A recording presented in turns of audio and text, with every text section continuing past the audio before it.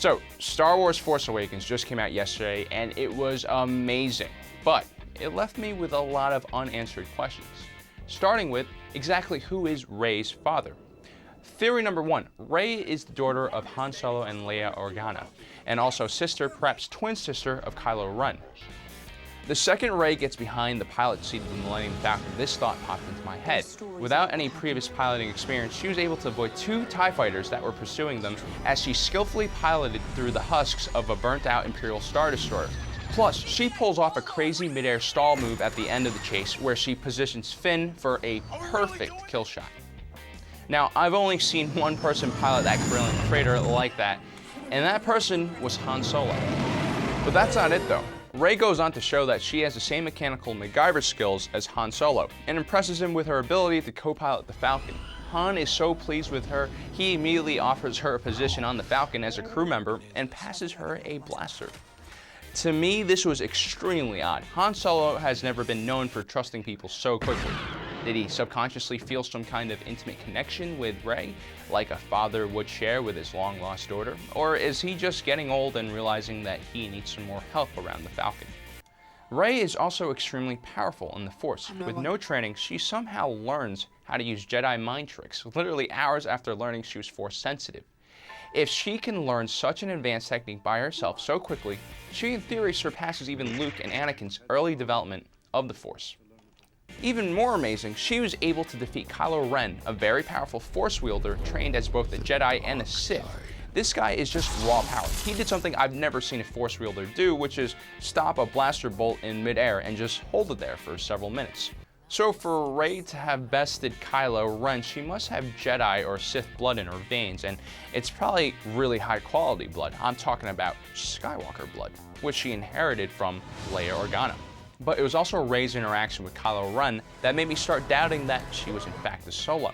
You see, Force-sensitive individuals, even ones without training, are able to sense their family members, especially close relations. If in fact Rey and Kylo Ren are twins, it is very likely they would have realized this during the interrogation scene, where they delved deep into each other's minds, which is something that Luke and Leia never really had to endure, which led them to almost committing incest. And according to the expanded universe, which is no longer canon, Han and Leia had twins, Jaina and Jacen, and they were constantly connected to each other in the Force to the point that they could feel and sense each other's thoughts. Of course, it is possible that Rey and Kylo just misinterpreted their feelings they were getting from one another through the Force.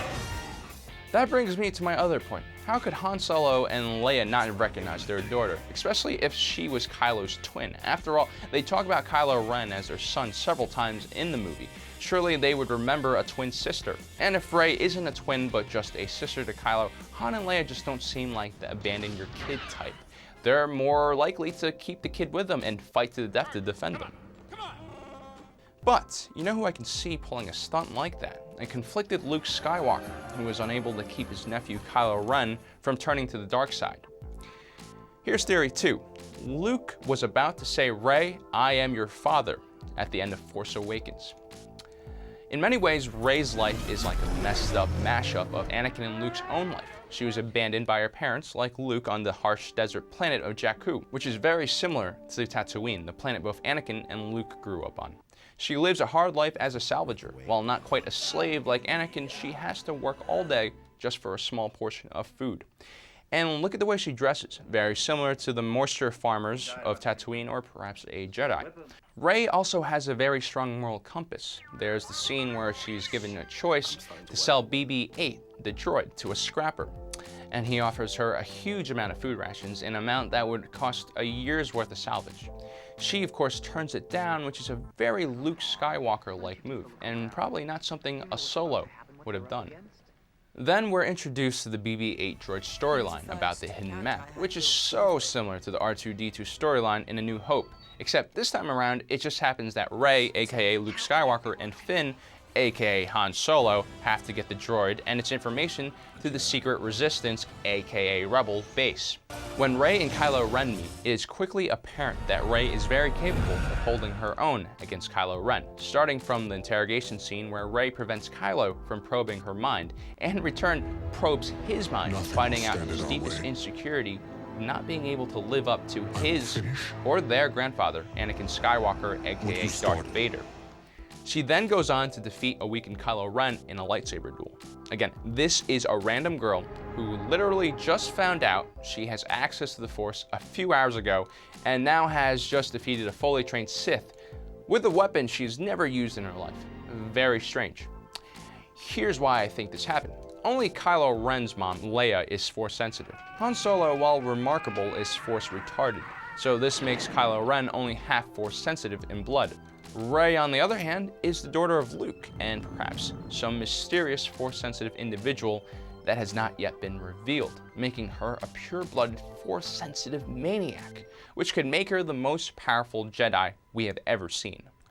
Then there's the scene where Rey is somehow attracted to the basement of Maz Kanata's castle, and somehow finds Luke Skywalker's lightsaber. When she gets close to the weapon, she's hit with a series of shocking visions. This could mean that she has a tie to Luke and Anakin's lightsaber because she has Skywalker blood in her veins. It could also mean that she is incredibly Force sensitive, and she was able to sense the last memories of the owner of the lightsaber before he discarded it. Could it be that she saw the pain that made Luke give up his lightsaber and go into exile? She is shown an image of Kylo Ren surrounded by his Dark Knights. Could this be one of Luke's memories? Could those Dark Knights be the other Jedi apprentices Luke was teaching that turned against him? There's also an image of Rey being left on Jakku. Does this mean that Luke was the one who left her on the planet? Which brings me to my last theory. Rey was trained as a Jedi from a very young age, and because of her youth, she was not corrupted like Kylo Ren. But Luke, sensing her power, decided she was not safe with him and hid her away to keep her out of the reach of Snoke and Kylo Ren.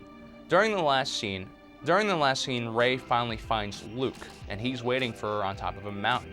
He's obviously expecting her, and by the look on his face when he finally sees her, there's some kind of deep connection there. Now, I don't know if this is a connection between a Jedi Master and apprentice, or one between a father and a daughter. I personally think the last two theories are much more likely than Rey being a Solo, but I only watched The Force Awakens once, so I probably missed out on a lot of things. So let me know what you think about my theories. Do you have any alternative theories? And please don't forget to subscribe with us. We are a relatively new channel, and we could use all the help that we can get. And lastly, may the Force be with you. And if you're watching this, you are Generation Tech.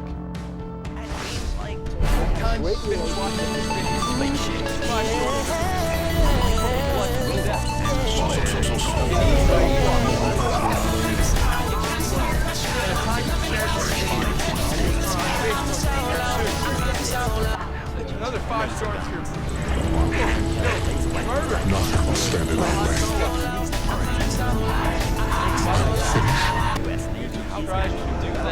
What you started. 10